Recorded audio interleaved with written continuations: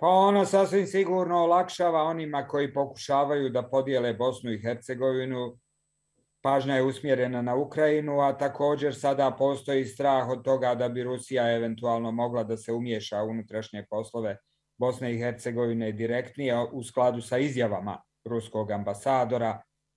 Ja sam bio taj koji je uvijek tvrdio da nam Rusija ne predstavlja glavni problem, nego Evropska unija koja je zadala obrazac podjele Bosne i Hercegovine, a da Rusija samo koristi to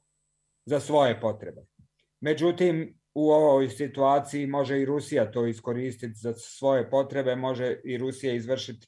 dovoljno veliki pritisak tako da se i Srbija umješa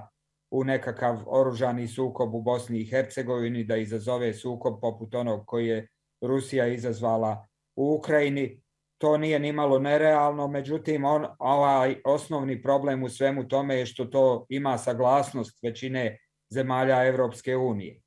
što oni se ničim ne suprotstavljaju takvom razvoju događaja. Evo, vidjeli smo u Evropskom parlamentu, zaista jeste jedna grupa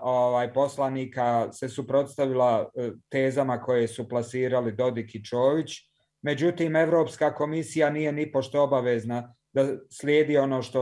o čemu odlučuje Evropski parlament. Evropska komisija radi svoje poslove i do sada smo uglavnom imali iskustvo da ona podržava trendove u pravcu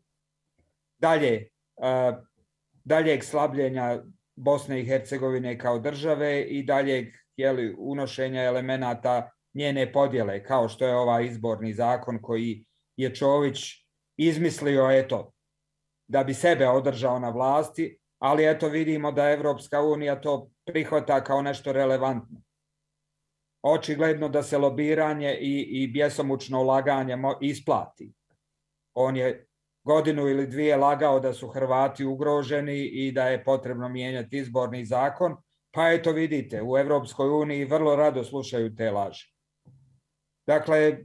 u ovoj situaciji jeste problem pritisak mogući Rusije, problem je pažnja koja je usmjerena na Ukrajinu, ali kao što kažem, prvi problem je unutar